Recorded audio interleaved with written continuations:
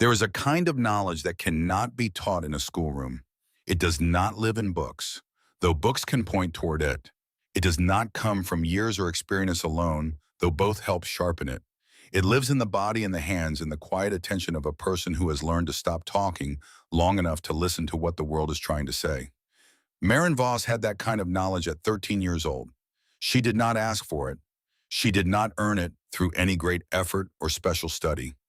It came to her the way most important things come to people who grow up alone, slowly, quietly, through necessity and loss, in the long hours of watching the land breathe around her. She had no mother to ask questions of. No father anymore either. What she had was a one-room sod house on the western edge of the James River Valley, a small herd of cattle, a woodshed that was never quite full enough, and a piece of Dakota territory that the county recorder still listed in her father's name because no one had gotten around to changing it yet. She had the land, and the land, if you were patient and quiet and willing to pay attention, had a great deal to say. The summer of 1880 was the kind that made people forget about winter entirely. The James River Valley stretched westward and golden under a sky so blue it looked painted. Corn stood tall in every field. The hay came in thick and sweet. Families who had spent the last 3 years scratching at the prairie soil with cracked hands and broken equipment finally felt the ground giving something back. Neighbors laughed easier. Children ran longer into the evenings. Even the old-timers, the men and women who had seen enough Dakota seasons to know better than to trust a good one, let their shoulders drop a little and allowed themselves the luxury of optimism. It was August. The heat was thick, but not cruel, the kind of heat that makes the air above the grass shimmer like water and fills every afternoon with the smell of warm earth and dry hay. Maren Voss walked to the lake alone the way she did every few weeks, the way her father had walked it before her. She was not tall for her age. She had dark hair she kept braided back because loose hair caught in everything, in fences, in harness buckles, in the rough bark of the cottonwood trees she climbed to check the direction of the wind. Her hands were already the hands of someone older, rough at the knuckles, with short nails and small calluses forming along the inside of each palm. Her eyes were gray and steady, the kind of eyes that moved slowly and missed very little. She carried no gun that afternoon, no tools, just herself moving through the tall grass toward the edge of the water where the cattails grew thick and the mud held the shape of whatever had passed through it. She was going to check the muskrat houses. Her father, Nels Voss, had taught her to do this. He had learned it from a trapper who had lived in this valley long before the homesteaders arrived, a man who had spent 30 winters reading the land the way other men read newspapers. The muskrats, the old trapper had told Nels, were better forecasters than any almanac ever printed. They built their houses according to what was coming, not what had already passed. If the walls rose high and thick and the entrances dove deep beneath the water's surface, the animals were preparing for something serious. They did not explain themselves. They did not need to. They simply built what the coming season required. Nels had passed this knowledge to Maren the same way he had passed her everything useful, quietly, without ceremony, as part of the ordinary work of living on the land. He was gone now. Typhoid had taken him the previous October, 14 months ago, fast and merciless, the way typhoid always moved. He had been strong on a Tuesday and buried by the following Sunday. Maren had been 12 years old. She had dug the grave herself because there was no one else to do it, and the ground had been hard, but not yet frozen, and she had worked through 2 full days to get it deep enough. Her mother had died years earlier on the wagon road west, before Maren was old enough to carry a clear memory of her face. What Maren knew of her mother came from her father's voice, the careful, deliberate way Nels spoke about the woman he had loved, like a man describing a painting he knew he would never see again. So Maren was alone. 13 years old, alone on a claim in the Dakota territory with a cattle herd of 11 and a woodshed she needed to start filling before the first frost came. She walked to the lake because her father had taught her to. She checked the muskrat houses because that was what you did if you wanted to understand what the land was preparing for. What she found that August afternoon stopped her completely. She stood at the edge of the water for a long time without moving. The muskrat houses were wrong. Not wrong in the way a broken tool was wrong, or wrong in the way a fence post leaned when the ground had shifted. Wrong in a way that had weight to it. Wrong in a way that sat in the chest. The walls rose nearly 2 feet above the waterline. That was not normal. In a typical August, the houses sat low and modest, their walls thin enough that a person could press a thumb through them if they tried. These walls were dense, packed so tightly with mud and reeds and woven grass that they felt almost like stone when Marin pressed her hand flat against the nearest one. The entrances were not visible at all. She waded into her knees in the warm shallows and felt along the base with her fingers and found the opening so far below the surface that the cold water reached her elbow before she touched it. The animals had gone deep. They had built thick. They had sealed themselves in against something. Marin stood back and looked at the houses for a long time, water dripping from her arm, the summer heat pressing down on her shoulders. She looked up at the tree line and noticed for the first time that the geese were already restless. Not leaving yet, but standing close together at the water's edge, in that particular way they stood when something in them had already made a decision and was simply waiting for the signal to act. They should not have been restless in August. August was still deep summer. The geese did not usually begin their calculations until late September. She looked at the sky, blue and unbothered, not a cloud worth mentioning. She looked at the grass. It bent slightly in the southwest breeze the way it always bent. Everything on the surface said ordinary August afternoon, nothing to concern yourself with. But below the surface, in the mud, in the cold water, in the thick walls of those carefully constructed houses, something else was being said entirely. Marin walked home. She did not run. Running was for emergencies, and she had learned early that most of what looked like an emergency was better handled at a walking pace. But her mind was moving fast, turning the evidence over and over, laying it against everything her father had taught her. She passed the Holloway property on the east side of the trail and noticed that their horses were standing with their backs to the southwest, not grazing, just standing, pressed together against a wind that was not yet blowing. Animals felt pressure changes in their bodies before any instrument could measure them. The horses were telling her something too. She passed the edge of Cormac Brennan's land, the largest single holding in the valley, nearly 400 acres of prime bottomland, and saw his cattle drifting without purpose toward the north end of the pasture. Cattle drifted that way when they were uneasy, when something in their ancient animal understanding said, "Get away from the open." By the time Marin reached her own gate, she had gathered enough evidence to be certain. What was coming was not going to be a normal winter. That evening, she lit the lantern and sat at the table her father had built from wagon timber, the same table where he had eaten every meal she could remember, where he had read to her on winter nights, where she had sat across from him while he showed her how to read a sky and a water line in the behavior of animals who did not lie. She opened the only book that mattered in this house. It was not a Bible, though Nels Voss had kept one of those too. This was a worn account of Arctic explorers, men who had gone north into the deep cold, looking for something she had never been entirely sure what, and had survived things that should not have been survivable. The book was water-stained and the binding was cracked, and several pages were loose and had to be handled with care. But it had been her father's most treasured possession, and she understood why. The explorers in the book had learned to build shelter from what they had. They dug tunnels when the snow buried everything above ground. They created roof exits when the drifts sealed their doors. They worked with the cold instead of fighting it, because fighting cold was a battle that eventually every human body lost. The ones who survived were the ones who paid attention and prepared for the worst before the worst arrived.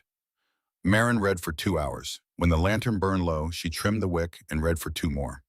She was thinking about the woodshed, about the roof, about the distance between the cabin door and the wood supply, 23 steps across open ground, a distance that became a death sentence if the snow came deep enough and the wind came hard enough and a person could not see their own hand in front of their face. She was thinking about what happened to people who were not prepared. Then she found the pages she had not noticed before. They were tucked into the back of the book, folded once and pressed flat between the last printed page and the rear cover. Not loose pages from the book itself, these were different paper, thinner, with a rougher edge. She drew them out carefully and unfolded them on the table. Her father's handwriting. Nels Voss had written in a small, careful hand, the letters close together as if he were trying to waste nothing, not even space on a page.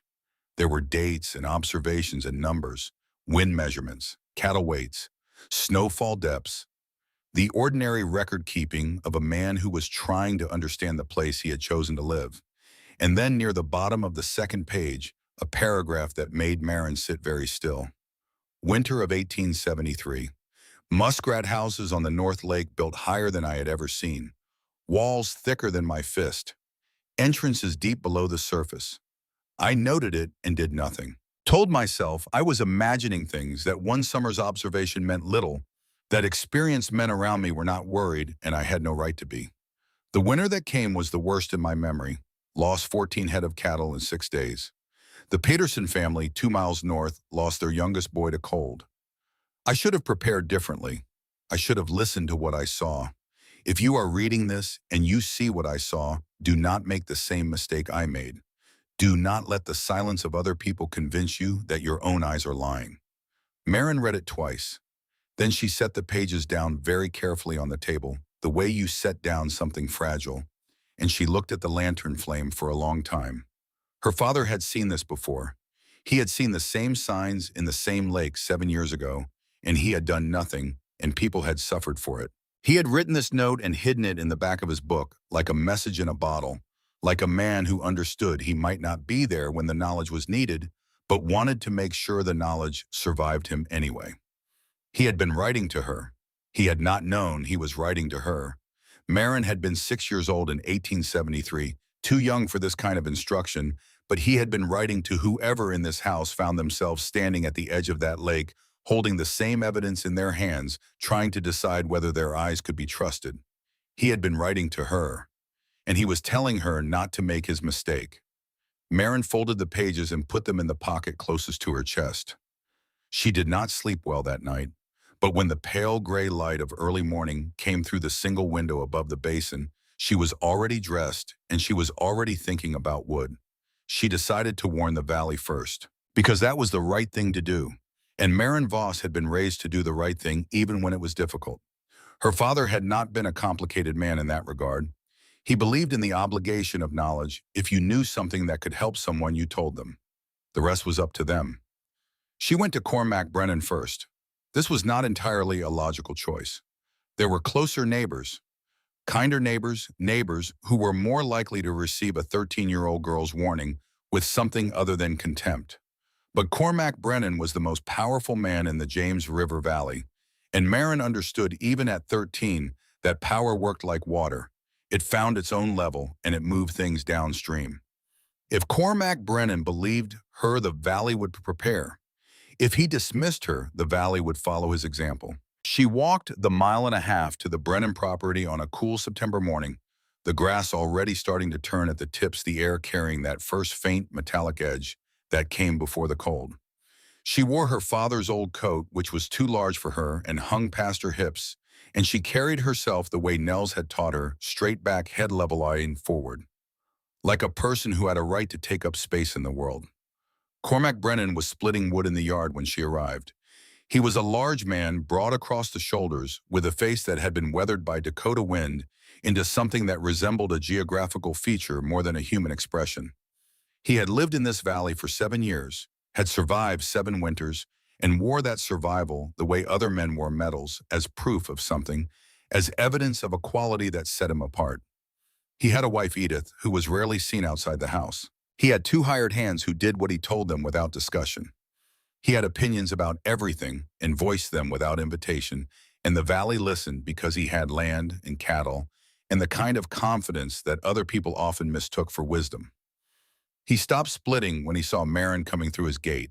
He stood the axe head down in the stump and watched her walk toward him with the flat assessing expression of a man who has already formed a judgment and is simply waiting for the other person to finish arriving. She told him what she had found. She spoke clearly and without rushing the way her father had taught her to speak when the subject was serious.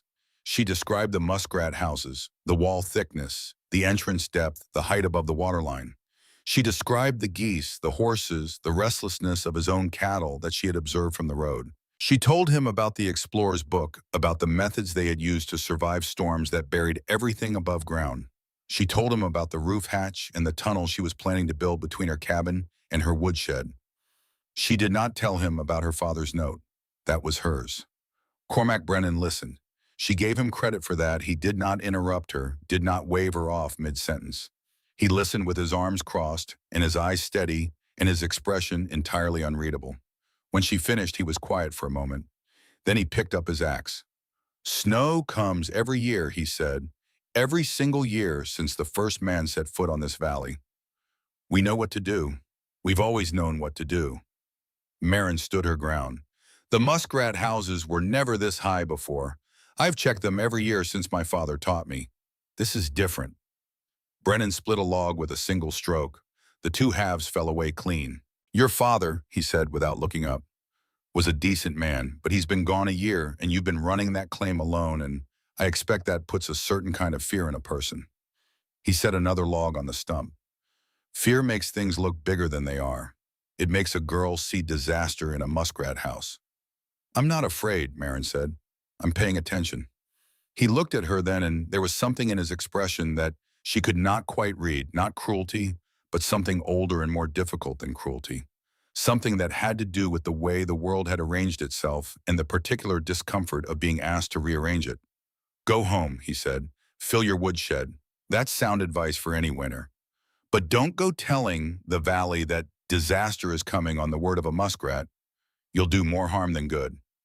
She walked home. Within 3 days, she understood what he had meant, or rather, what he had done. Word moved fast in small valleys. By the end of the week, Marin understood that Cormac Brennan had not simply dismissed her privately. He had told people. He had made a story of it, the muskrat girl, the orphan who lived alone out west and saw catastrophe in the water. Some people laughed. Some felt sorry for her. A few were openly unkind in the way that people could be openly unkind when a powerful man had already established the tone. The Holloway boys called out to her from their fence when she passed. How are the muskrats today, Marin, still building? Should we be scared? They were not bad boys. They were simply following the weather of social opinion the way most people did.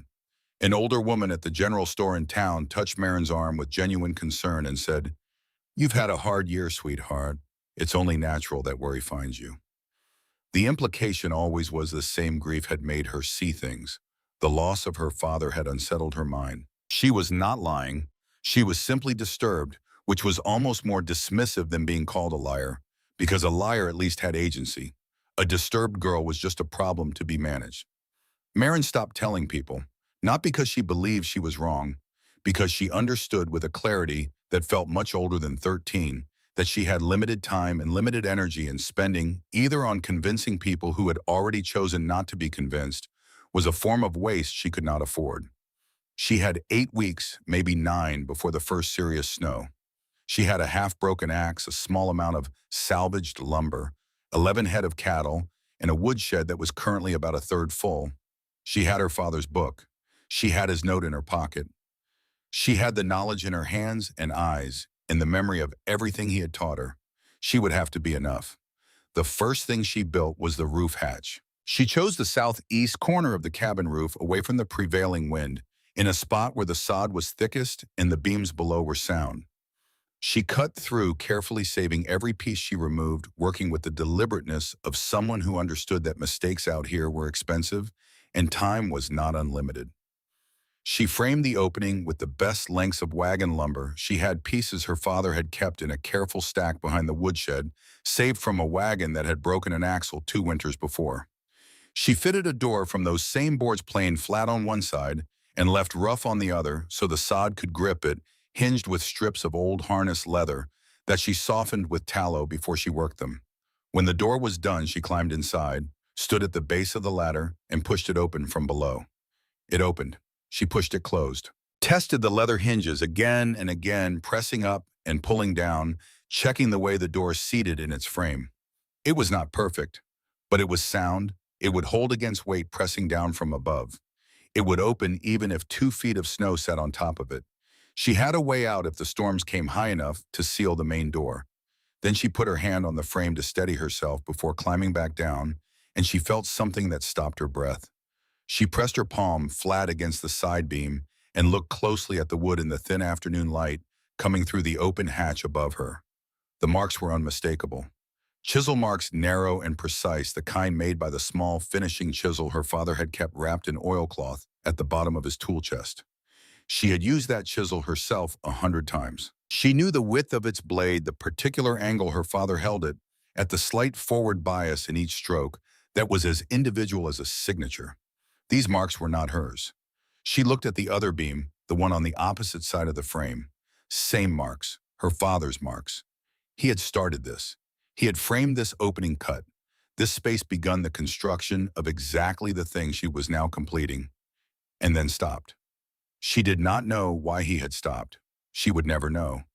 But the evidence was in the wood pressed there by his hands, unmistakable and silent.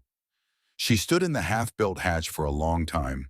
She thought about the note in the back of the book, the regret in it, the way he had written, "Do not make the same mistake I made," as if he had spent years turning that failure over in his mind, as if it had cost him something he could not fully name. He had tried. In his own way, in his own time, he had tried to begin this work. Something had stopped him, winter itself perhaps, or the grinding dailiness of survival on a Dakota claim, or the same invisible social pressure that had stopped him in 1873 from acting on what he saw, the voice that said, "Other people are not worried, therefore your worry is an embarrassment." He had stopped. And then he had died. And now his daughter stood in the frame he had started with his tools in her hands, finishing what he had not been able to finish. She climbed down and went back to work. The tunnel came next. 13 frames she had calculated. 13 wooden frames spanning the distance between the cabin's east wall and the woodshed door, roughly 40 feet across open ground that a serious blizzard would bury under anywhere from 3 to 6 feet of hard-packed snow. Once the frames were in place and the snow fell, the weight of the drifts would press down on either side, but not collapse the passage if the frames were spaced correctly and the wood was sound. The tunnel would not be tall enough to stand in, but it would be navigable on hands and knees, and it would keep her connected to her fire source regardless of what the sky decided to do. She began cutting poles from the riverbed. Cottonwood mostly, which was the wood Dakota gave you in abundance if you were willing to work for it. Not the finest timber in the world, prone to splitting along the grain, but available and, when used correctly, strong enough for what she needed. Every morning she rose before light and worked until the cold or the dark stopped her. Her shoulders burned from carrying the poles. Her hands, already rough, became rougher, cracked at the knuckles by the dry fall air and stained dark by bark and soil. She ate when she remembered to eat, slept less than she should have, and kept a running calculation in her head of what was done and what remained. Frame 1, Frame 2, Frame 5. The structure rose across the yard in increments. Each piece fitted to the next, the dimensions consistent, because inconsistency out here was the kind of mistake that killed you in the dark when the temperature was below zero and you were trying to move fast. By late September, frost was standing in the grass in the mornings. The metal of her tools stung her fingers in the early hours. The nights had that particular quality of cold that was not yet dangerous, but was practicing, rehearsing, getting ready for the performance that was still coming. She kept building. There were moments, not often, but they came, when she felt the weight of it. Not the physical weight, though that was real enough. The other weight, the one that came from doing something this large, this consequential, entirely alone. No one to check her measurements. No one to tell her the frames looked right. No one to help carry a pole that was 8 feet long and needed to be held at both ends simultaneously to keep it from dragging in the mud. She had a neighbor half a mile east, old Silas Reed, a widower who worked his claim alone and minded his own business with the thorough commitment of a man who had decided that other people's affairs were a complexity he could live without. He had nodded at her once from his fence when she passed in a way that communicated, "I see you, I mean you no harm, and I have nothing to say." She respected that. She had nothing to say to him either. The valley had made its position clear. She was the muskrat girl, the frightened orphan, the child who saw disaster in animal behavior. Let her build her tunnel if it made her feel better. It was harmless. It was almost endearing in the way that a child's excessive precautions were endearing. They did not understand what they were looking at. That was all right. She did not need them to understand. She needed the frames to be straight and the wood to be sound and the hatch to seat properly in its frame, and all of those things were coming along fine. On the morning of October 8th, 1880, Maren Voss drove the last hinge into the woodshed door at the tunnel's far end and stood back to look at what she had built. 13 frames precisely spaced, a hatch that opened from below, a passage from her home to her heat source that no storm could seal. She walked its length with the lantern in her hand, ducking low, feeling the frame above her with her free hand as she went. The cottonwood held. The spacing was right. The cold came through in places she would need to pack the gaps with straw before the snow fell, but the structure itself was sound. She came out into the woodshed and stood in the smell of cut wood and looked at the stacked rows of cottonwood she had spent the last 6 weeks splitting and carrying and piling. It was not enough. She knew that. She would need twice this, maybe 3 times, to carry through a serious winter. But it was a beginning. It was real. It was something no storm could take from her. She went back through the tunnel, climbed the ladder, pushed open the roof hatch, and stepped out onto the sod roof into the October morning. The valley stretched out around her, gold and brown now, the green of summer long gone. The grasses bent and dry, the sky carrying that hard blue color that came when the air had thinned and the warmth had mostly departed. Smoke rose straight up from a few chimneys to the east, the Holloways probably, and someone further south she could not identify at this distance. She stood there for a moment and looked northwest. The sky was clear. There was nothing to see. No wall of clouds, no darkening horizon, no visible threat, but the air tasted of iron. And the geese that had been restless all September were gone, now departed 2 weeks earlier than any year she could remember. And somewhere out across that clear blue distance, something was building itself, gathering mass and momentum, and the particular fury of a season that had decided this year would be different. Maren could not see it, but she had spent 13 years learning to feel what could not yet be seen. She climbed down from the roof, picked up her axe, and went to cut more wood. She had 7 days before the first storm arrived. She did not know that yet, but she worked as if she did. The first storm came on a Tuesday. Maren knew it was coming before she could see it. She felt it the way she felt most things that mattered, not in her mind first, but in her body. A pressure behind the eyes. A particular stillness in the air that was different from ordinary calm, heavier, the kind of quiet that was not restful, but waiting. The cattle had pressed themselves against the north fence in a tight group, shoulder to shoulder, heads down the way animals stood, when they had already made their peace with what was arriving and were simply trying to present the smallest possible surface to it. She spent the morning of October 15th carrying wood from the shed through the tunnel and stacking it inside the cabin. 20 loads, then 30. Her arms ached and her back burned, and she kept going because the wood inside the cabin was wood she could reach regardless of what happened outside, and she understood with perfect clarity that the distance between warmth and death out here was measured not in miles but in steps. The steps between a person and their fire when the temperature dropped below what a human body could survive. By mid-morning, the sky to the northwest had turned the color of an old iron pot. Not gray, was ordinary. This was darker, denser, a color that absorbed light rather than reflecting it.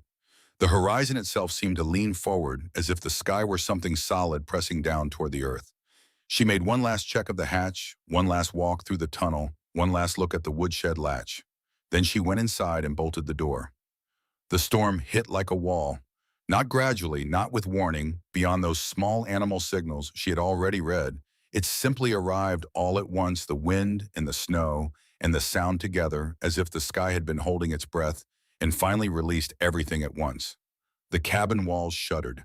Dirt sifted down from the ceiling beams.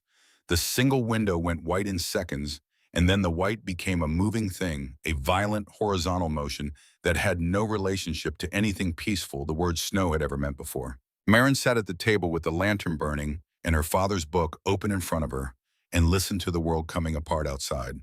The storm lasted 2 days and 3 nights. When it was over, she climbed the ladder, put both hands flat against the hatch door, and pushed. Resistance. The weight of snow pressing down from above. She pushed harder and felt it give slowly, reluctantly, a foot then 2, until the hatch swung open and the cold came pouring through the gap like water through a broken dam. And above her, the world was white and brilliant and absolutely unrecognizable. She pulled herself up through the opening and stood on the roof of her sod cabin and looked at the James River Valley. The fences were gone, not broken, simply gone, buried so completely that their top rails were somewhere beneath the surface, invisible, as if the valley had swallowed them whole and was pretending they had never existed. The trail she walked to town was gone. The line of trees along the eastern ridge was visible, barely a dark smudge above the white. But everything between the trees and where she stood had been reduced to a single featureless plain of packed snow that caught the morning light and threw it back hard enough to make her eyes water. The chimney pipes rose from the white like dark fingers. She counted them, turning slowly, letting her eyes move from one to the next. 11, all 11 smoking. The sight of that smoke, thin and gray against the cold sky, one column for each family in this valley, each one a signal of a fire still burning, a household still alive, hit her in the chest in a way she had not anticipated. She stood there in the cold and looked at all 11 smoking chimneys and felt something that was not quite relief and not quite pride, but was made of both mixed with something else, something that had to do with the fact that her father was not here to see this, and she wished very much that he was. She climbed back down, rebolted the hatch, and went to feed her cattle. The valley recovered from the first storm with the confidence of people who believed they had seen the worst. Trenches appeared between cabins and woodsheds. Men worked in pairs, shoveling with methodical efficiency, their breath clouding in the cold air. Ropes were strung between buildings, a precaution every seasoned Dakota settler knew, the lifeline you grabbed when the visibility dropped to zero and the wind made directions meaningless. Firewood that had seemed adequate in October was now being evaluated more carefully, and a few families quietly doubled their estimates of what they would need. But the tone in the valley when Maren heard it at the general store on the one trip she made to town in late October was still the tone of people who believed they had handled things. Manage the storm, come through it. There was even a kind of pride in the talk, the pride of people who had faced something hard and were still standing. Cormac Brennan, she heard, had told anyone who would listen that the first storm had been rough, but well within what the valley knew how to handle. He had come through it fine. His cattle were fine. His hired hands had shoveled out before the drifts had time to set, and his woodsheds were stocked properly, the way they always were, because a man who had been on this land for 7 winters knew what preparation looked like. Maren bought the few things she needed and walked home without speaking to anyone who did not speak to her first. The geese were still gone. The muskrat houses were still there, still high, still thick-walled. The land was still telling the same story it had been telling since August. The first storm had not been the story. The first storm had been the opening sentence. She built her walls of interior wood higher and spent November mornings on the roof with her father's small telescope watching the chimneys. It became a ritual, the first thing she did after feeding the cattle and eating whatever she had managed to put together for breakfast. She would climb through the hatch stand on the sod roof in the early light and read the smoke the way her father had taught her to read everything else the land offered. Thick smoke meant a hot fire. A hot fire meant dry wood and a family that was warm and had enough. Thin smoke meant a fire being rationed, wood running low heat, being managed carefully, the family inside making calculations they had hoped not to have to make. No smoke was the signal she dreaded. No smoke meant the fire had gone out. And a fire that had gone out in a Dakota winter in a buried cabin meant that people inside were in the process of dying. She watched the chimneys every morning. She learned each one's signature. The Holloway chimney threw smoke at a slight angle because of the way the prevailing wind caught the top of their pipe. The coal chimney burned slower in the mornings because Agnes Cole rationed her wood more carefully than most a widow's habit of careful economy. Silas Reed's chimney put up a steady, modest column that never varied much in either direction, a man who managed his resources with the precision of someone who had learned that extravagance was a luxury only the careless could afford. And the Brennan chimney on the far north end of the valley burned hot and constant and wasteful, the chimney of a man who had enough and knew it and felt no particular reason to be cautious. For a while, all 11 smoked. November 12th changed that. The second storm arrived with less warning than the first. There was no period of eerie stillness, no slow darkening of the northwestern horizon, no extended interval of animal unease that gave a person time to carry extra wood and check the latches. It came in fast out of a sky that had been merely overcast in the morning and was a roaring whiteout by early afternoon, and it brought wind that the first storm had not had, a sustained driving directional force that packed the snow horizontal and made it function less like precipitation and more like a physical assault. The drifts that resulted were unlike anything the first storm had produced. Where the first storm had filled the valley more or less evenly, this one sculpted it, built walls of packed snow on the windward sides of every structure, and carved great hollow bowls on the leeward sides, created geography where there had been flatness, remade the landscape into something unfamiliar and in places dangerous. Drifts reached the eaves of the smaller outbuildings. A few of the trenches men had shoveled between their cabins and woodsheds were now buried so deeply that the effort of digging them out again was genuinely prohibitive. A full day's work for 2 men, and 2 days later, another storm would simply fill them again. The third storm came on November 21st, the fourth at the end of the month. By early December, the snow on the level ground was 6 feet deep, and the level ground was increasingly theoretical because the wind had pushed so much of it into drifts and hollows that the valley's topography had become unrecognizable to people who had lived on it for years. Fences that had been built as landmarks were now navigational hazards, their posts invisible, their wire buried ready to catch a leg or an arm in the dark. People were no longer living in homes exactly. They were living in caves beneath the surface of a world that had closed over them. The snow above was not a blanket, it was a ceiling. Every morning, Maren climbed through her hatch and read the chimneys. The smoke was changing. It was a gradual thing, not dramatic, not sudden, but steady like a tide going out. Day by day, the columns thinned. Families that had been burning with confidence in November were burning with caution in December. The wood they had thought was sufficient was revealing itself not to be. The length of the winter they had prepared for was proving to be shorter than the length of the winter they were actually in. The coal chimney worried her most. Agnes Cole was a widow with 3 children, 2 boys and a girl, the youngest, not yet 4 years old. Her husband had died the previous spring, leaving her with the claim and the cattle, and whatever timber he had managed to put by before the cough took him.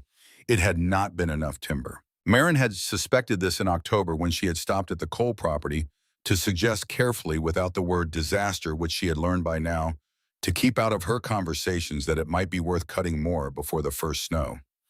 Agnes Cole had thanked her with the polite warmth of a woman who was managing a grief so large and recent that practical concerns had not yet fully reestablished themselves as the primary business of living. She had said she would see to it. Maren did not know whether she had. By the second week of December, the coal chimney was putting up smoke so thin it was almost invisible against the pale sky. Maren came down from the roof and stood in her cabin for a moment. She looked at her woodpile, the interior stack she had built against the east wall, the rows of split cottonwood packed tight and dry and solid. She had been careful. She had rationed well. She had enough, she calculated for herself, through late February if the winter broke by then. If it did not break by then, she would have a different set of problems. But Agnes Cole's children were going to run out of warmth before February. She was certain of it. She looked at the wood for a longer time. Then as she looked at her father's note, where it sat folded on the shelf above the basin, she had stopped carrying it in her pocket after the first month and had given it a place on the shelf instead, like a small authority she could consult. Do not make the same mistake I made. She put on every layer she owned. She fitted the snowshoes she had woven from willow branches and strips of ox hide in October, following the diagram in her father's book, working and reworking the lacing until the fit was right and the frames were tight. She loaded the small wooden sled she had built from salvaged boards, 4 lengths of wood, and 2 runners and a rope to pull it by nothing elegant, but it slid and it carried weight and it was hers.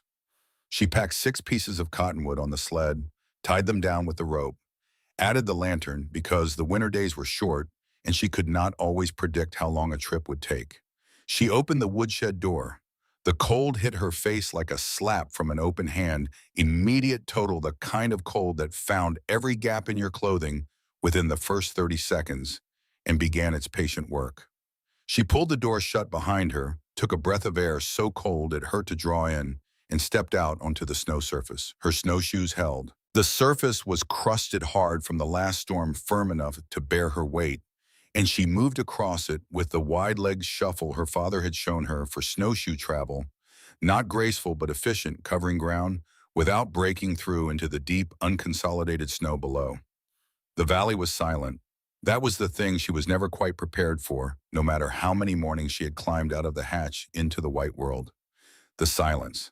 In summer, the valley was full of sound: wind in the grass, birds, cattle, the distant sound of human activity, the general alive hum of a landscape in full operation. In winter, under heavy snow, all of that was gone. The snow absorbed sound the way it absorbed everything else, and what remained was a quiet so complete it felt almost like a physical substance, something she was moving through rather than simply across. Her breath came out white. Her boots squeaked against the packed surface with each step. And somewhere ahead of her under the white, the Cole family was running out of time. The smoke from Agnes Cole's chimney was barely a thread when Marin arrived, a gray whisper against the sky, the last effort of a fire that had been burning itself down for days. She tried the cabin door first and found it sealed by a drift that had packed itself against the south wall and hardened into something more like compressed ice than snow. She could have dug it out. It would have taken the better part of an hour she did not want to spend. She went to the chimney instead. It was a technique she had thought through carefully in October when she was still in the planning phase of everything, when she had stood in her cabin and worked through the scenarios one by one. If a family's door was sealed, and if they had not built a roof hatch, which most families had not, because most families had not been 13-year-old girls with a dead father's book of Arctic explorers and a very specific warning in their chests, then the only approach from outside was the chimney pipe. She used the rope looped around her waist and anchored to the chimney collar and leaned down to the stovepipe opening and knocked on the metal. 3 times the way you knocked on a door, a pause. Then from somewhere below, muffled by sleet and snow and the distance between the surface and the cabin floor, a voice. She could not make out words. But the voice was there, and a voice meant a person, and a person meant she was not too late. She cupped her hands around the pipe opening. "It's Marin Voss," she called down. "From the West Claim, I have wood." Another pause. Then what might have been a sound of relief, or might have been a sound of something deeper than relief, the sound a person makes when they have been holding themselves together by the smallest possible margin, and suddenly the margin widens just enough.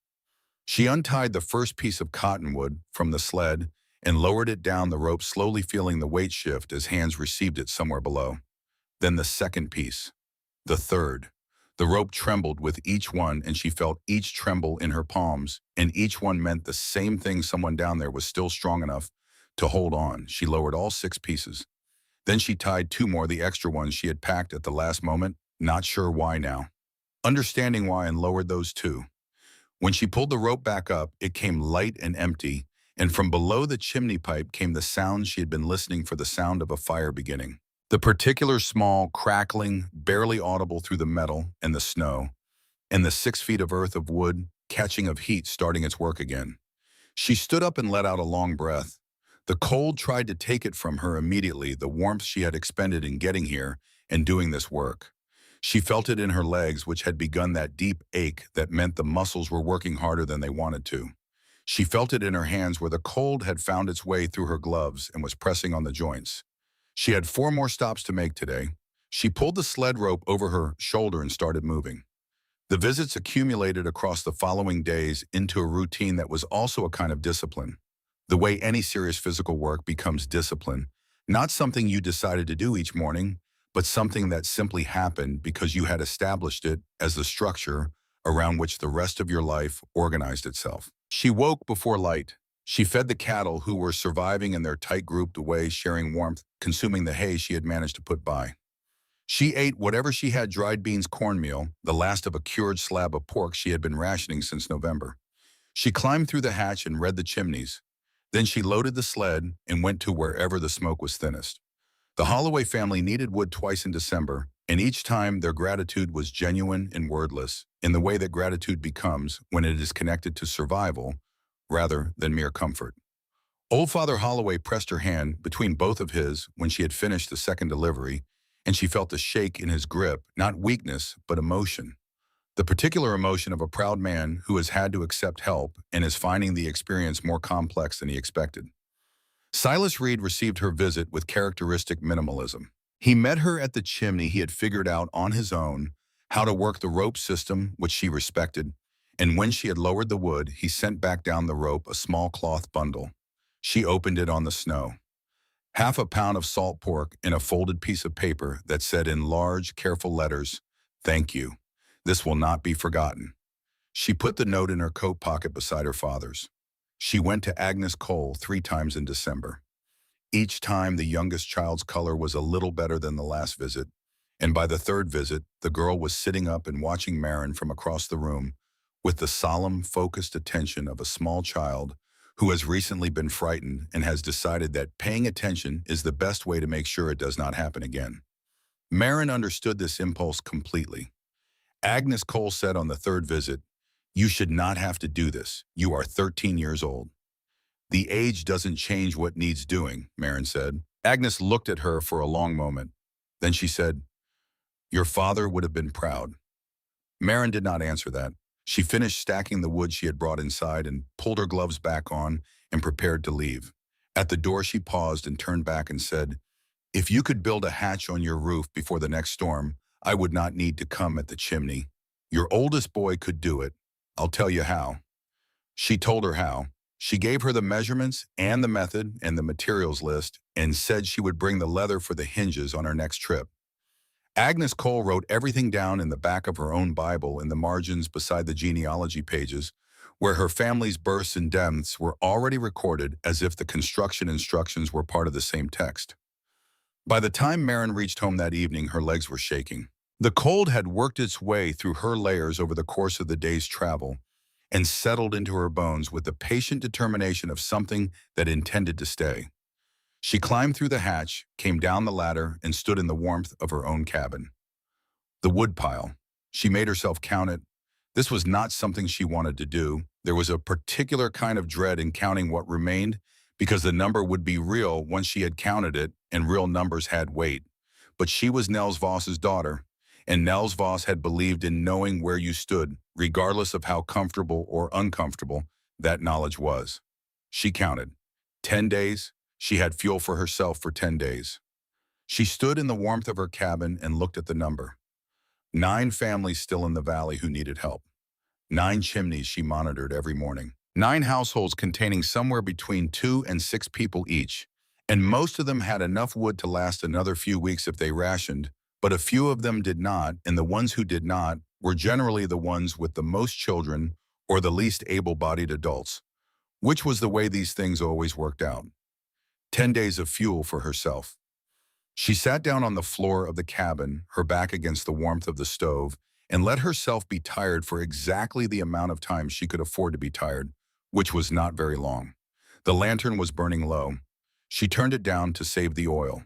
In the dimmer light, the cabin felt both smaller and more itself. The rough sod walls, the plank floor. Her father had laid board by board the table he had built, the shelf where his notes sat folded.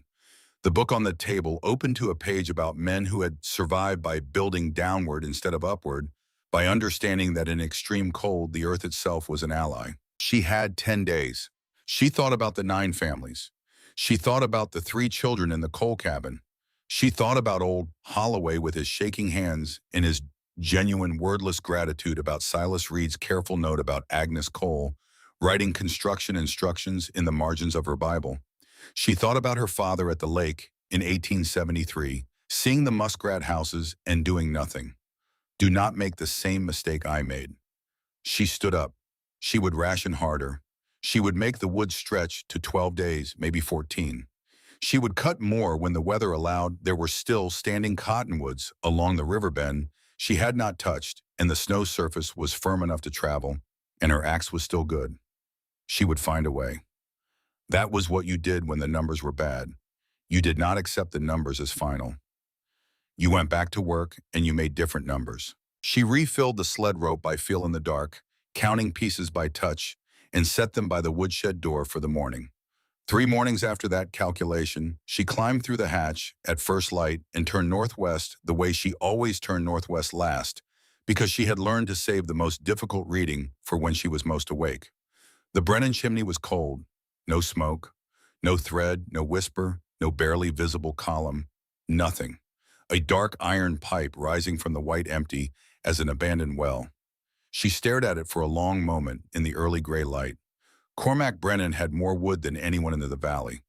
She knew this because she had seen his woodsheds in October, 2 of them, both large, both stacked to the ceiling with split timber. He had the resources to burn through the worst winter in Dakota history and still have fuel to spare in April.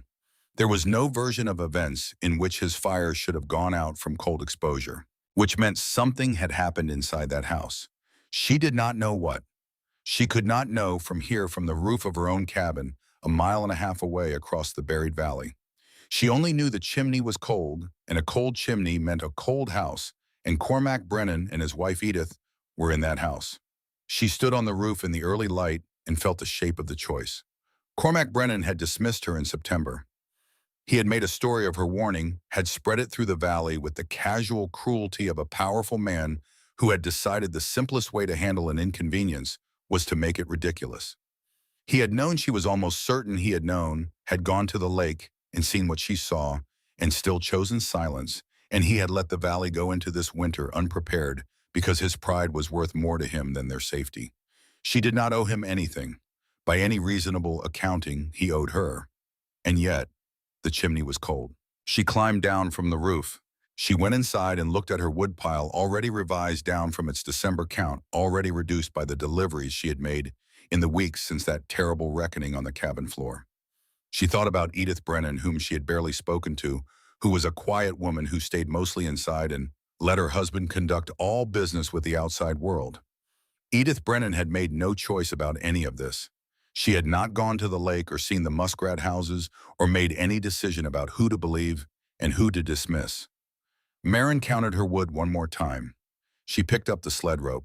She went to check the Brennan chimney the way she checked all the others, not because she had forgiven anything, not because she had decided that what Cormac Brennan had done deserved to be overlooked, but because the cold did not distinguish between the people who deserved saving and the people who did not.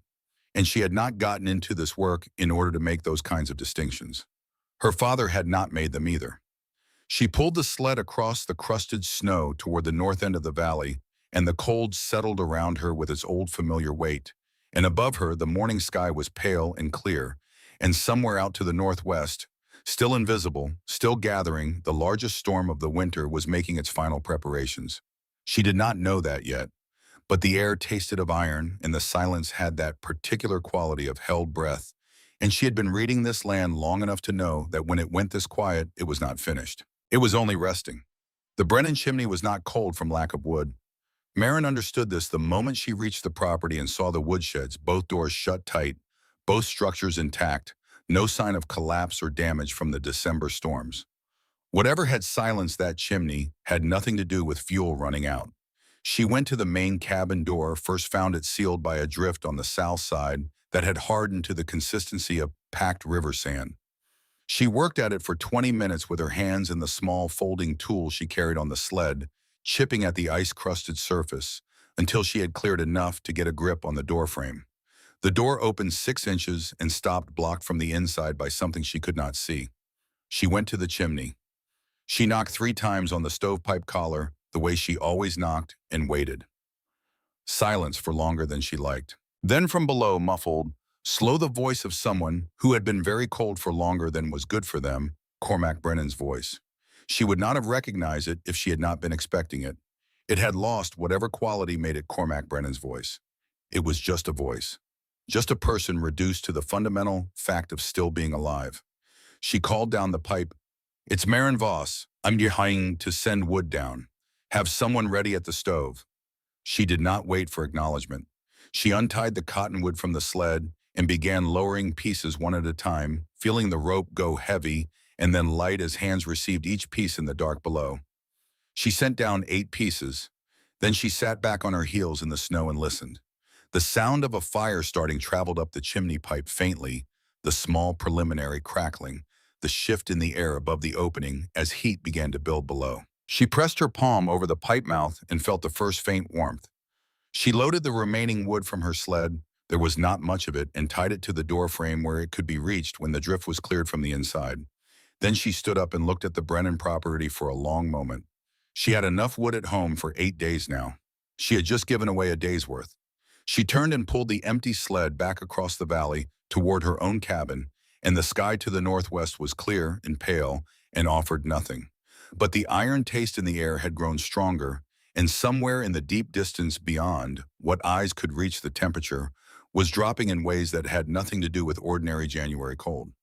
She had 6 days to prepare for what was coming. She did not know the number precisely. She knew it the way she knew most things, not from calculation, but from reading from the accumulation of small signals that the land had been broadcasting since the last storm ended, and the valley had exhaled and settled into its current, uneasy quiet.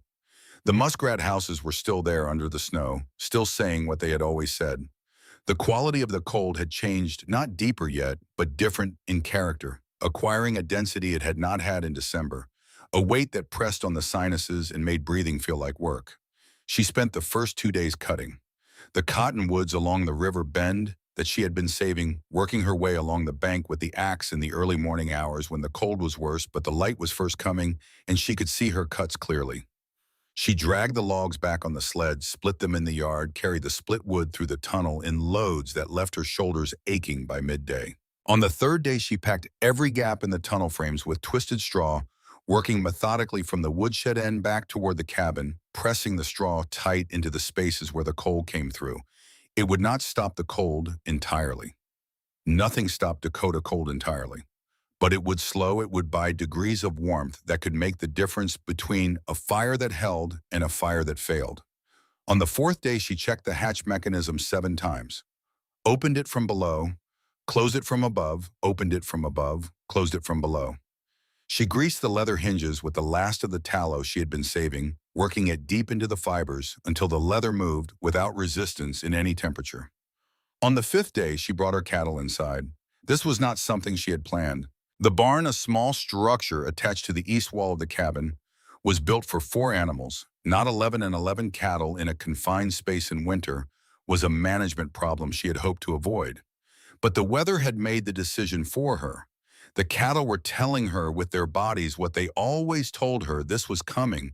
This was different. This required different responses than anything that had come before. She spent 8 hours moving them and rearranging the barn space, packing the floor with hay, making it work by main force and patience. The animals were frightened and difficult, and then gradually calmer. The shared warmth of 11 bodies in an enclosed space is its own kind of fire, and they found it pressing together, their breath rising in clouds that fogged the small barn window. That night, she sat at the table and wrote in the back of her father's book. She did not write much, just the date, January 30th, 1881. And below it, everything is ready. The wood is in, the cattle are inside, the hatch is sound. Whatever comes next, I have done what I can do. She closed the book and set it on the shelf beside his note. She slept better that night than she had slept since October. On the morning of February 2nd, 1881, Maren Voss climbed through her roof hatch at first light and looked northwest. The sky was the wrong color. She had seen bad sky before. She had watched storms gather and build and roll across the valley with all the theatrical menace of weather that knew it had an audience. She had seen green sky before a hailstorm, an iron gray sky before a blizzard, and the particular bruised yellow-purple sky that meant lightning was planning to make a personal appearance. She had never seen this. The color to the northwest was deep blue, not the blue of a clear sky, not any shade of blue that belonged to ordinary weather. It was the blue of something that had been compressed, that had been gathered from a very large distance and concentrated into a wall that was still far away, but was moving at a speed that made distance irrelevant. Inside the clouds, and they were not quite clouds in the ordinary sense, more like a solid moving thing that had borrowed the shape of clouds as a matter of convenience, lightning moved without sound. Slow, deliberate flickers pale against the deep blue, like something alive shifting its weight inside a dark room. The air was electric. She felt it on her skin and her hair, on the back of her hands where the cold had reddened them. The temperature was dropping, not gradually but in steps, as if the cold were descending a staircase, each step a degree lower than the last, and the staircase was very long. She had 20 minutes, maybe 25, not more. She dropped back through the hatch, hit the ladder running, was out the woodshed door, with her snowshoes already on before her eyes had fully adjusted from the bright outside to the tunnel's dark. The valley was still and white and completely unaware. She ran. Running on snowshoes was not running exactly. It was a wide-legged lunging motion that used the whole body and covered ground faster than walking, but required a concentrated balance that made it impossible to think about anything except the next step. She thought about the next step. She thought about the distance to the Holloway cabin, which was the closest, and the distance from the Holloway cabin to the Reed place, and whether she could reach 3 cabins in 20 minutes. The Holloway cabin first. She reached the chimney and knocked twice, no time for three, and called down without waiting. "Storm coming. Big one. Bring wood inside now. Do not leave for anything. Do not open your door." A voice from below, she did not stop to identify it, said something that might have been agreement or might have been surprise. She was already moving. The Reed cabin, same message louder because Silas Reed was partially deaf in one ear, and she knew it. She heard his voice come back strong and immediate. Understood. One word. That was enough. The third cabin, the Tanner place on the southeast edge of the valley, the closest thing to a southern boundary marker among the homesteads. She reached the chimney and knocked and called and heard George Tanner's wife call back something she could not fully parse over the wind that had just begun to build the leading edge of what was coming, the first brush of the storm's hand before its full weight arrived. She turned for home. The sky to the northwest was no longer distant. She ran. The first gust hit her when she was still 300 yards from her hatch, a wall of moving air so dense with snow that it was not visibility reduced to nothing, but visibility replaced by something else entirely, a white substance that had weight and force and direction, and was moving at a speed that made standing upright require active effort. She leaned into it and kept moving, counting her steps because steps were the only thing she could count, the only unit of progress that still had meaning, when the world had reduced itself to white noise and white air and the burning cold on any skin she had failed to cover. She found the hatch by memory and by the rope she had tied from the hatch frame to the woodshed wall in October, a precaution she had thought unnecessary at the time and was now profoundly grateful for. She followed the rope hand over hand, felt the hatch frame, found the handle pulled. The storm tried to take it from her. The wind grabbed the open hatch door with both hands and slammed it fully open against the roof and held it there, and she had to put her body into the opening and pull the door shut over herself from the inside, and the last 6 inches required everything she had. It closed. She sat at the bottom of the ladder in the dark and listened to the world end above her. The storm lasted 9 days. She knew this afterward from counting. During the storm itself, time did not work in the ordinary way. There were periods of consciousness and periods of something adjacent to sleep, and there were the regular intervals of feeding the cattle and feeding the fire and checking the tunnel and eating whatever she could manage to put together from what remained in the cabin. The sound was constant. That was the thing about a blizzard of this magnitude, it did not pause. Ordinary storms had rhythms variations, moments when the wind dropped slightly before building again, intervals that gave a person's ears a rest. This storm had no rhythm. It was a single sustained event, a note held past any reasonable duration, past any point where the human nervous system expected it to stop. The walls shook. Dirt fell from the ceiling beams in a steady sift. The temperature inside the cabin dropped to a point she had not experienced before, for, despite the fire burning as hot as she dared burn it, because the cold outside was pressing through every surface with a force that rendered insulation theoretical. She read her father's book. She read it from the first page through to the last, and then started again. And the stories of men surviving impossible cold in impossible places were both comfort and instruction, as they had always been. She found herself reading the same paragraphs multiple times without noticing her mind circling back to the same images, the same descriptions of survival, reduced to its absolute essentials: fire, shelter, food, movement. The 4 things you had to maintain. The 4 things that if any one of them failed would end you. She had all 4. On what she thought was the 4th day, the sound changed. Not the storm continued unchanged, indifferent to what she thought about it. The sound that changed was different from the storm. It was beneath the storm or against it, something with a different texture from the roaring white noise that had been her constant companion. A rhythmic sound, irregular but intentional. Something hitting the south wall of the cabin. She climbed the ladder and put her ear to the hatch door. The sound was clearer here, not louder exactly, but distinct enough to identify. Someone was beating on the sod wall from outside. Not randomly, not the random impact of storm-carried debris. Deliberately with force, with the pattern of a person trying to be heard. She made a decision that she knew was risky and made it in seconds because there were no slow decisions when a storm like this was running. She went through the tunnel to the woodshed. The woodshed door on the south side was on the lee of the building, protected from the main force of the wind by the structure itself. And when she cracked it open, the difference was immediate and comprehensible. The cold was still ferocious, but the wind here was a fraction of what it was on the exposed face, and through the gap, she could see or almost see something against the side of the building. A shape. A person. She pushed the door open hard against the resisting cold and reached out and found cloth and pulled. Edith Brennan came through the door in a single motion as if she had been held against the building by surface tension alone, and the act of being pulled was all that was required to release her. She was wearing everything she owned. Marin could see the layers, 3 coats, at least a wool wrap around her head and face that had iced over at the mouth where her breath had frozen against it. Her hands were inside her outermost sleeves, clutched against her body.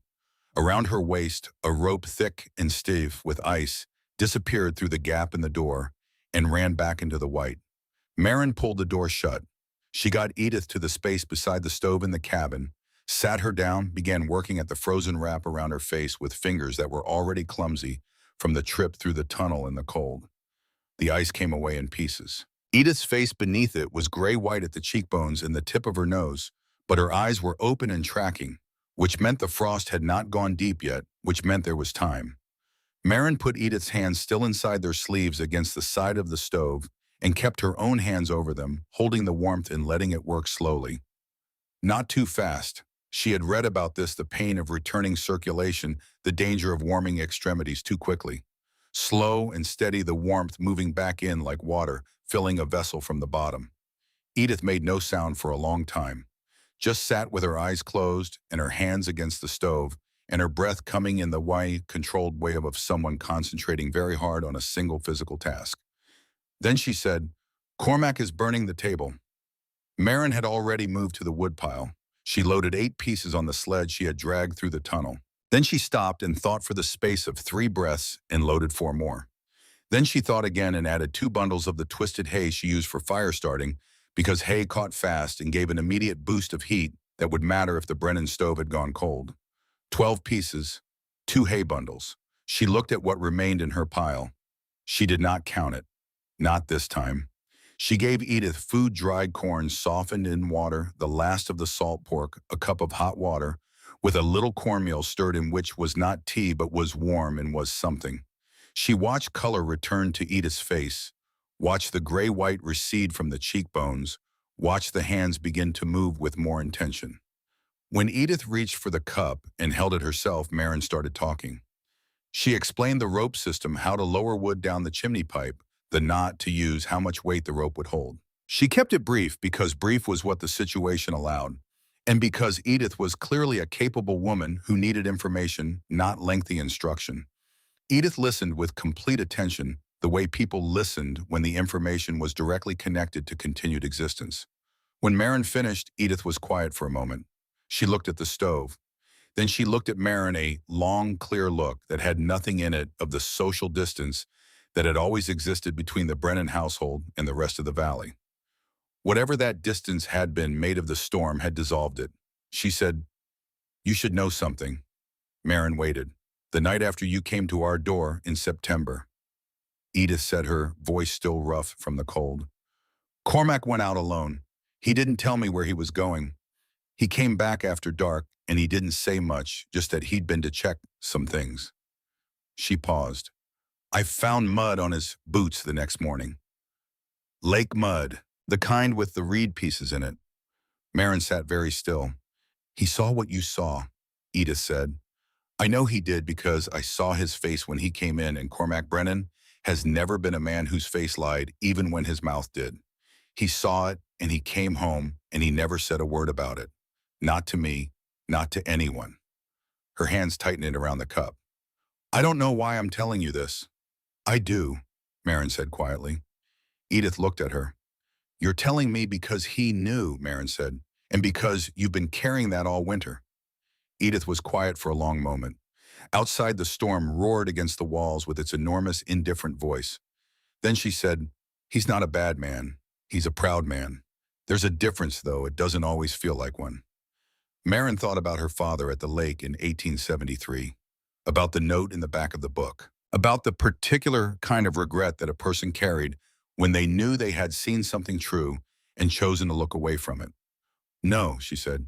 It doesn't always feel like one. She helped Edith to her feet. She checked the rope, found it still solid, and tied the sled load to Edith's waist with a secondary line so the wood would follow without Edith needing to carry it. She opened the woodshed door, felt the storm take its full grip on the air, and leaned close to be heard. Follow the rope all the way, she said. Don't stop for anything. Don't let go. Edith Brennan looked at her, the 13-year-old girl who had built the tunnel and the hatch, and had spent the winter keeping the valley alive on a wood pile that was never large enough. And what was in her eyes in that moment was not gratitude exactly, though gratitude was part of it. It was something more complicated. Recognition, perhaps. The particular recognition of a woman who understood in a way that she had perhaps not allowed herself to fully understand before what it cost to do what needed doing when no one else would. Edith stepped into the storm. The rope tightened. The sled of wood followed. The white closed over both of them within seconds, and the sound of the storm swallowed everything, and Marin stood in the lee of the woodshed door and watched until there was nothing to watch. Then she went inside. She counted the wood. 5 days. She had 5 days left for herself. She sat at the table and looked at her father's book and thought about the 9 families in this valley and the children in those families and the fires that were burning or not burning in 11 cabins beneath the surface of the white world. She thought about Edith Brennan walking through the storm on a rope toward a husband who had known the truth since September and had chosen silence. She thought about what Edith had said. He's not a bad man, he's a proud man. And she thought about the distance between those two things and how much it had cost this valley. She thought about her father who had been neither bad nor proud, who had simply been afraid of being wrong in front of people, and how that ordinary human fear had left him with a regret he had carried for 7 years and pressed into the back of a book for whoever came after him. She opened the book to the page where she had written the date, and everything is ready, and beneath those words she wrote, she told me he knew. I understand it. I do not forgive it yet, but I understand it. That is enough to keep going. She closed the book. She slept. The storm ended on the 11th of February. Not suddenly, nothing about this storm had been sudden except its arrival. It diminished in stages over the course of an afternoon, the roaring dropping to a howl, the howl to a sustained moan, the moan to a wind that was fierce by any ordinary standard, and felt by contrast almost like calm. By evening, the sound had reduced to the normal whisper of Dakota winter wind, and by the time the darkness came fully, the air outside was still. Marin lay in the cabin and listened to the stillness. In the morning, she dressed in everything she owned, checked the hatch mechanism one final time, and climbed through into a world remade. The scale of it was beyond anything she had words for. The valley had been buried before, buried in December, buried again after each successive storm, but this was different in the way that a sentence being said loudly is different from that same sentence being shouted by something very large and very certain of itself. The drifts were not 6 feet anymore. They were 12 in places, 15 sculpted by 9 days of sustained wind into formations that had the appearance of permanence of landscape features that intended to stay. The chimney pipes rose from the white like grave markers. She made herself look at all of them before she let herself feel anything about any of them. 1. The Holloway place, smoking. 2. The Reed claim, smoking. 3, 4, 5. The southern cabins, all smoking, thin but real. 6. The Tanner place, smoking. 7. 8. Both smoking. 9. The Brennan chimney, smoking, thin, cautious, but there. 10. She turned to find the 10th orienting herself by landmarks she could barely identify beneath the snow. The Bigelow claim up on the slight rise to the northeast. Smoking. 11. The coal cabin. She turned to where the coal cabin should be, where she had watched that chimney every morning for months, had learned its particular signature of slow, careful burning, had delivered wood to it 3 times through December. No smoke. Her stomach dropped. She stood on the roof and looked at the place where the coal chimney pipe should be rising from the white and saw nothing. Not thin smoke. Not a thread. Nothing. She went down through the hatch, moving faster than was entirely safe, was through the tunnel and out the woodshed door with the sled behind her before the cold had time to fully register. She moved across the valley surface on the hard crust left by 9 days of storm wind, and the snowshoes carried her weight without breaking through and she covered the distance to the coal claim in less time than she had ever covered it before. The chimney pipe was there. She had simply not been able to see it from the distance. The drift on the north side of the coal cabin had risen above the roof line, and the pipe was sheltered behind it, invisible from the south. She reached the pipe and swept the drift clear with her arm and put her hand over the opening. Warm air. Not hot, not the strong exhale of a burning fire, but warm. Residual warmth. The warmth of a fire that had been burning recently and was perhaps burning still low and quiet. She went to the roof hatch, the one Agnes Cole had built in December following Marin's instructions, the one with the leather hinges and the cottonwood frame, and knocked. Silence for a moment. Then the hatch opened from the inside, and what she saw stopped her completely. The coal cabin was warm, not merely surviving, warm not the barely there warmth of a fire being nursed on its last fuel. Actually warm, the warmth of a well-managed fire with adequate wood, the warmth of a space that had been maintained with intention. The three Cole children were awake and dressed and moving. Agnes Cole was standing at the stove stirring something in the iron pot. And across the room, seated at the table with 2 cups between them, were Gideon Holloway, the oldest Holloway boy, 17 years old, and his younger sister. Both of them still in their outdoor layers, as if they had arrived recently and not yet had occasion to remove them. On the floor beside the stove, carefully stacked, was a substantial supply of split cottonwood. Marin stood in the hatch opening and looked at all of this and did not immediately understand what she was seeing. The coal cabin should have been nearly out of fuel. The Holloway children should have been at their own home a quarter-mile east. The wood on the floor was more than the Coles had possessed in weeks. Agnes Cole looked up. "Come in," she said. "You're letting the cold in." Marin came in. "The tunnel," Gideon Holloway said from the table in the straightforward manner of someone explaining something that had seemed obvious once they thought of it. "We dug our own, like yours. Pa watched you do it in October. Kept saying he should have listened to you back in August." He wrapped both hands around his cup. "When the big storm hit, we had the tunnel already. Day 3, we could tell the coals were running low, saw the smoke. So we came through the snow to bring wood." "You came through the storm," Marin said.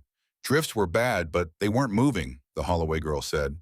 She was perhaps 14, a year older than Marin, with the practical expression of someone who had spent the last week doing necessary things and did not feel the need for drama about it. "The surface was hard enough. We roped together and came straight across." Marin looked at the wood on the floor. Looked at the children, all 3 of them, all warm, all alive. Looked at Agnes Cole at the stove, who was watching her with an expression that was patient and full, and knew something. "You didn't need me," Marin said. "We needed you in October," Agnes said. "We needed you in November. We needed you every time you came through that chimney pipe in the dark." She set down the spoon. "But we built what you showed us how to build. And when it mattered, we used it." She paused. "That's not needing you. That's what it looks like when your help worked." Marin stood in the warm cabin and felt something move through her that she did not have a name for yet. Not relief exactly, though relief was part of it. Not pride, though pride was present. Something that had to do with the sight of Gideon Holloway and his sister at that table, having come through a storm to bring wood to a neighbor, having made the decision to do the necessary thing without waiting to be told. Having become in the space of one terrible winter, the kind of people who could be counted on. The kind of people her father had hoped she would find. The kind of people she had helped without fully knowing it to become.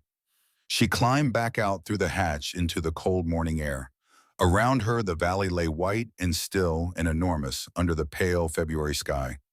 11 chimney pipes. She counted them again. She would always count them. She understood for the rest of her life it was the habit of this winter that she would never entirely put down. 11 pipes, 11 families. 45 people somewhere beneath the white alive. She stood on the snow above Agnes Cole's cabin and let the cold do what cold always did, and felt the sun on her face, which was thin February sun, and not warm exactly, but present and real and pointed in the right direction. Spring came late to the James River Valley in 1881. It came the way it often came, after a hard winter, tentatively at first, a few degrees of thaw that retreated again before fully committing the snow, pulling back from the south-facing slopes before the north-facing ones, the creek ice going gray and then dark, and then beginning its slow, audible process of breaking up. The valley emerged from beneath its white cover in stages like something being excavated, the dark earth showing in patches that widened day by day until the white was the exception and the brown was the rule. On a morning in late March with mud in the yard and the first green beginning to show in the protected hollows along the river, the families of the James River Valley gathered. Not at the general store, not at any official location, but at the open ground between the Holloway claim and the coal claim, which was roughly the center of things, which seemed right. They came on foot. Mostly the roads were not yet passable for wagons, with thin faces and quiet eyes wearing the worn-through coats and patched boots of people who had been reducing themselves to essentials for 5 months, and were only now tentatively beginning to remember that the world contained things other than survival. There were things said, practical things first, who needed what, who had lost what the spring planting would require, how to rebuild what the winter had taken. These were the conversations of people returning to the work of living after a long interruption, and they were necessary and real and mattered. And then Cormac Brennan stood up. He was thinner. The valley had thinned. Everyone but Brennan's thinning was different from the others. Not just physical, but something else, some density of certainty that he had carried for years, visibly reduced as if the winter had taken something from him that had seemed like strength and revealed itself in the taking to have been more complicated than strength. He stood in the cold morning air and he looked at Maren Voss, who was standing at the edge of the gathered group with her hands in her coat pockets and her gray eyes steady, the way they were always steady, the way they had been steady since the first morning she had walked up his path in September, with her father's knowledge in her hands and her father's determination in her spine. He said, "I went to the lake the night after you came to my door."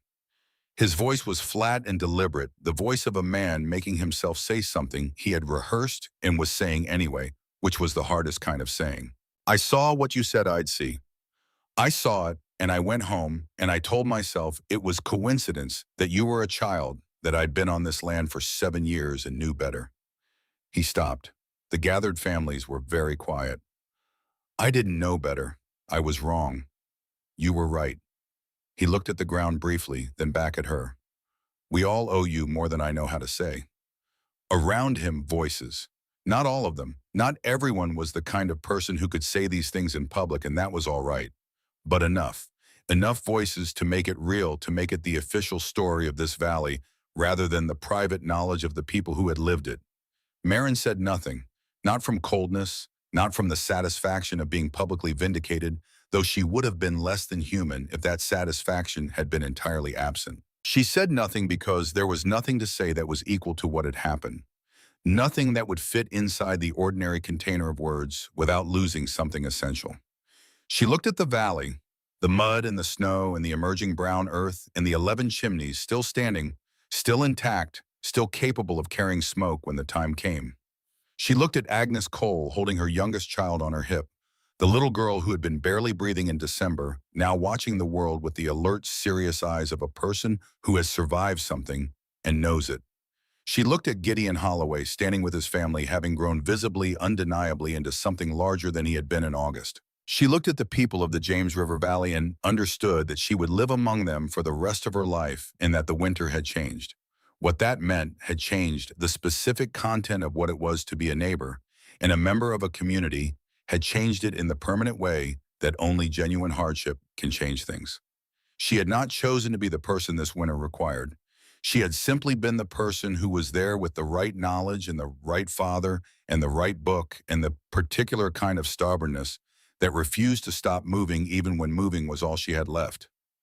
That had been enough. Many years later, when the sod house was long replaced by a frame house with real windows and a proper wood floor and a chimney that drew clean in any weather, when electricity had come to the valley and the worst of the old hardships had been replaced by different hardships, when Maren had a husband and children of her own, and grandchildren who could not quite believe the stories, even as they listened to them, she kept the woodshed.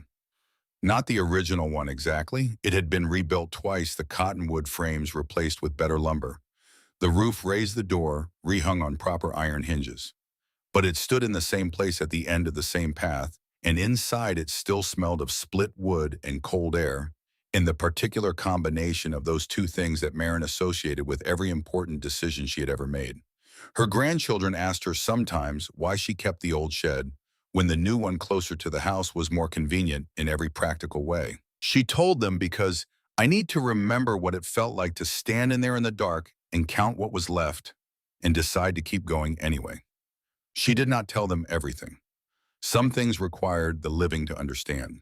Some things could not be passed from one person to another through words alone, but had to be earned the hard way, the way everything that was truly yours had to be earned through cold, through doubt, through the long dark of a season that did not care whether you were ready for it.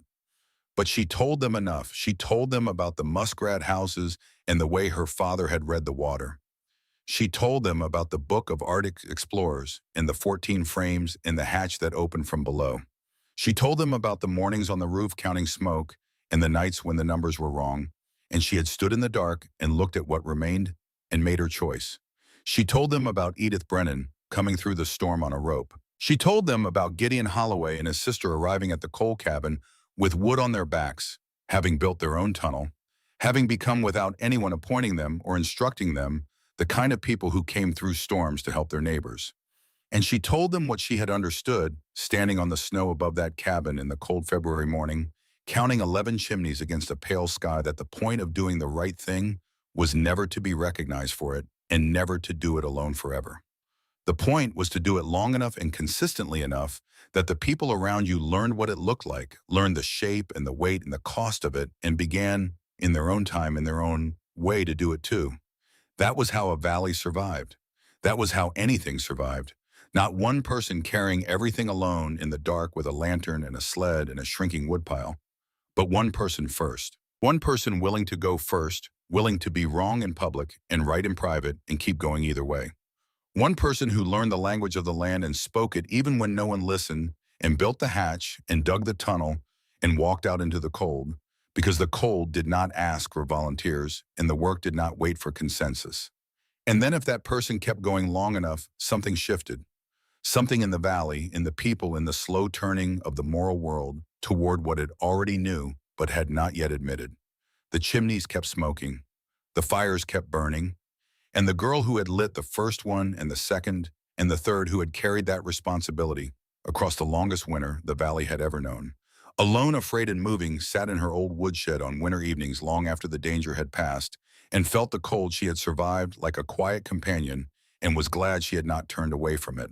She had done what the land asked of her. She had kept the fires burning. That was enough. That had always been enough.